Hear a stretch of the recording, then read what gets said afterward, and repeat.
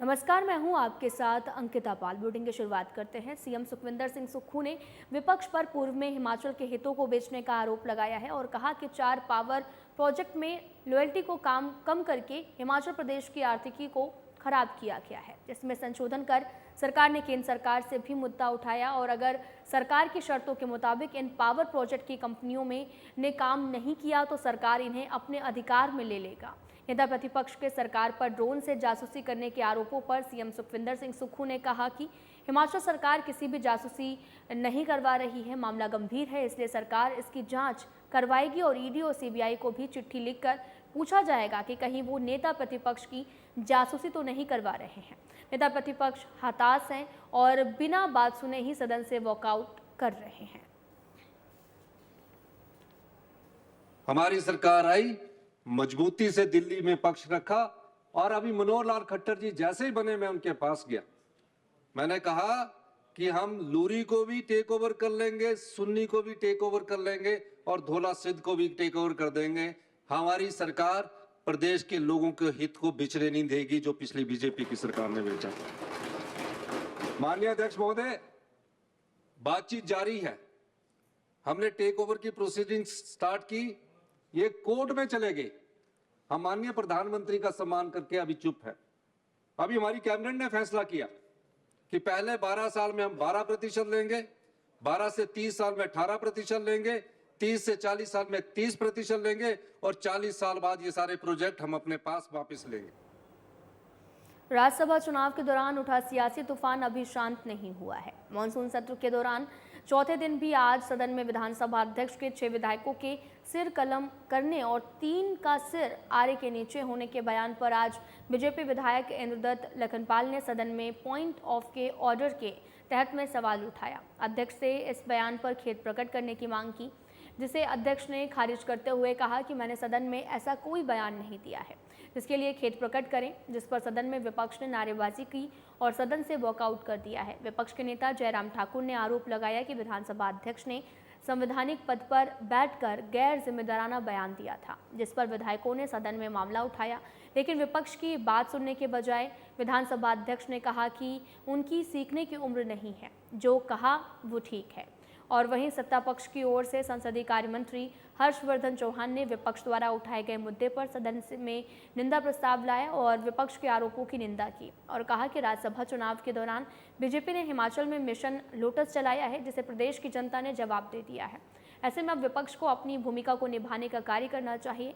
मुख्यमंत्री ने विधानसभा अध्यक्ष के बयान को जायज ठहराते हुए कहा कि विधानसभा अध्यक्ष ने जो कहा है उसमें कुछ गलत नहीं है। वहीं विधानसभा अध्यक्ष कुलदीप सिंह पठानिया ने कहा कि सदन की कार्रवाई नियमों से चलती है, सदन के भीतर मैंने कभी इस तरह की बात नहीं कही है। सरकार का और उसी के अनुरूप व्यवहार विधानसभा का व्यवहार सरकार का और उसी के अनुरूप व्यवहार विधानसभा के अध्यक्ष का जो चल रहा है, उसकी हम कड़ी निंदा करते हैं। और जब सदन के अंदर कोई भी प्रस्ताव पार्लियामेंट्री अफेयर मिनिस्टर की ओर से लाया जाता है, जैसे निंदा प्रस्ताव उनने लाया, और उसमें विपक्ष ने समर्थन देना नहीं देना, लेकिन उसको अपना पक्ष बात रखने का अधिकार होता है। लेकिन जैसे हमने कोशिश की कि हमें मौका दिया जाए, बोलने का अवसर नहीं दिया और पार्लियामेंट्री अफेयर मिनिस्टर ने हट फिर करके वही बातें कहने की कोशिश की कि यहां सरकार गिराने की कोशिश की, जिसमें हमारा आज भी और उस पहले भी बड़ा स्पष्ट मत है कि कोई ऑपरेशन लोटस यहां पर नहीं किया गया है। विधायक कांग्रेस के नेतृत्व और कांग्रेस के मुख्यमंत्री से नाराज हुए, नाराज होकर के हमारी पार्टी में आने की इच्छा जाहिर की और हमारी पार्टी ने उनको अपना सहयोग दिया। देखिए, विपक्ष ड्रामा कर रहा है। अब उन्होंने कहा कि 6 जो विधायक है, 6 जो पूर्व विधायक है, सदन के अंदर नहीं बोला, वो उनकी अधिकार क्षेत्र में था कि उनको हमने 6 जो विधायक है, ये एक राजनीतिक युद्ध पृष्ठभूमि की भाषा होती है, अरबी में बोलते कि हमने उनको 6 को जो कानून के दायरे में आते थे उनके सर को हमने कलम कर दिया। क्या गलत बोला इसमें? कोई गलती है इसमें? भाई हुआ नहीं है। जो अपना ईमान बेच सकते हैं, अगर उनके खिलाफ कानून के नियमों के अनुसार कार्रवाई होती है तो उसमें गलत क्या है? और क्यों वो नारे लगा रहे हैं? वो इसलिए नारे लगा रहे हैं कि 6 को हमने खरीदा, हमारी सरकार फिर भी ना बन पाई और कांग्रेस पार्टी फिर 34 से 40 होगी। और जो इस प्रकार की वारदात करने वाले लोग थे वो नारे लगा रहे हैं, वो भी अध्यक्ष महोदय के खिलाफ नारे लगा रहे हैं, जिनकी जजमेंट को सुप्रीम कोर्ट ने भी कहा कि इनके द्वारा लिखी गई जजमेंट सही है। सदन के अंदर जो होता है वो अंदर है, सदन के रिकॉर्ड पर आ चुका है और मीडिया के लोग जो अंदर थे उनको इस बात की जानकारी है।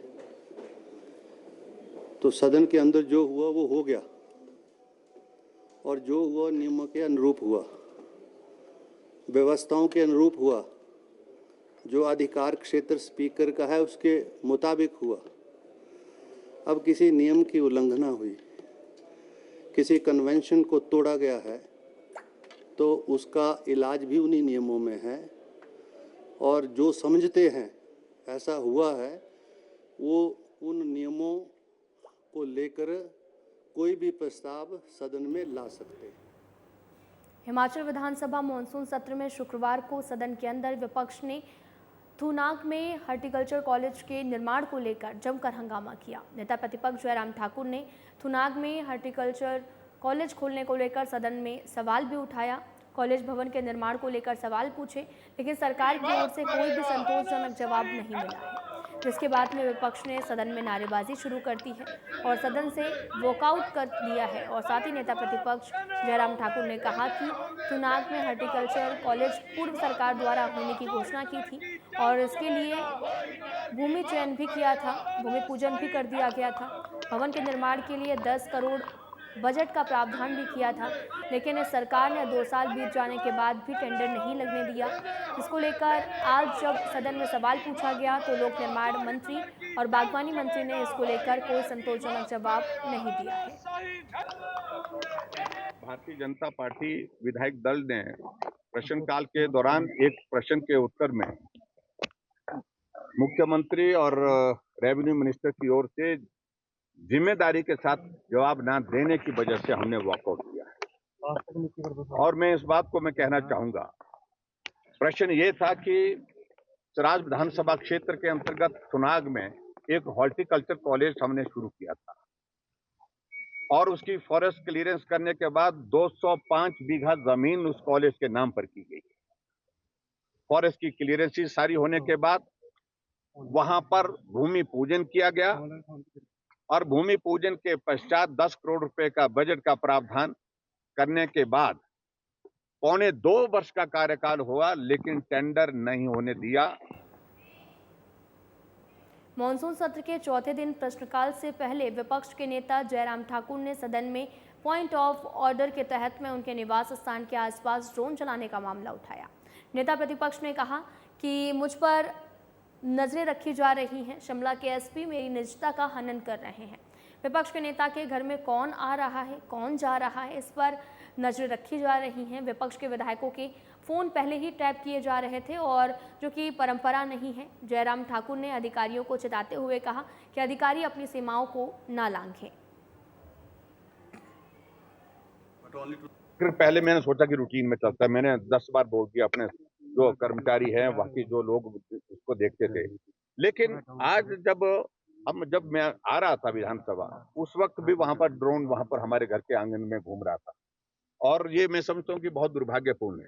तमाशा बन गए सरकार का, समझ में नहीं आ रहा है। विपक्ष के नेता के घर के खिड़कियों से, दरवाजे से गाड़ियां खड़ी कहाँ हैं, कौन गाड़ियां खड़ी हैं, कौन आदमी आया, उनका भी ड्रोन से सर्वे, ड्रोन से ये कर रहे हैं। यहाँ कानून व्यवस्था।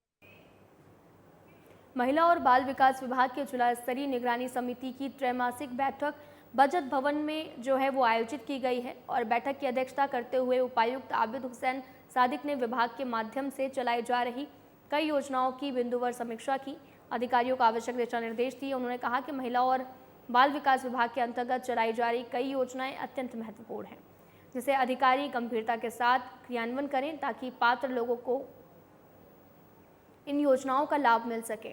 उन्होंने अधिकारियों से भी कहा कि पोषण अभियान के तहत गर्भवती महिलाओं और बच्चों को किस प्रकार के पोषण की आवश्यकता होती है, इस पर भी काम करना चाहिए। जागरूकता गतिविधियां भी आयोजित की जानी चाहिए।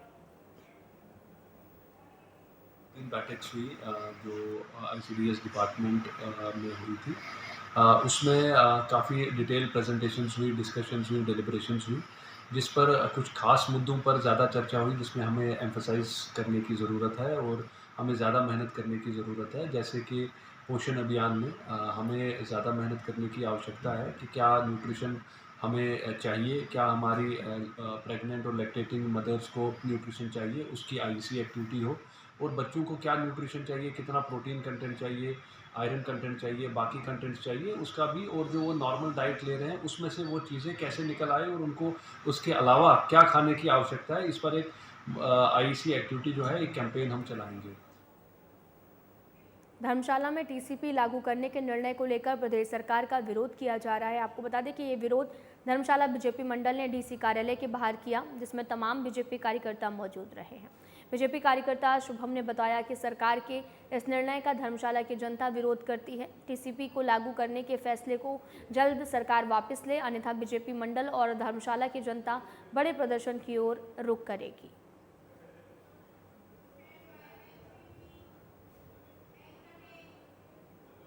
सोलन के NH5 पर आपको बताते चले कि जाबली के समीप एक सेब से लदा ट्रक सड़क पर पलट गया है, जिसमें चालक और परिचालक फंस गए।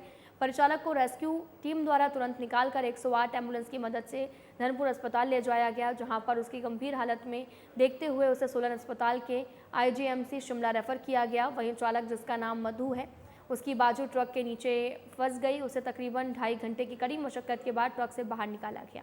उसे धर्मपुर अस्पताल ले जाया गया, जहां उसकी गंभीर हालत को देखते हुए PGI चंडीगढ़ रेफर किया गया है और साथ ही हाइड्रा को परमाणु से मंगाया गया है, और जिस वजह से रेस्क्यू करने में थोड़ा समय लगा है।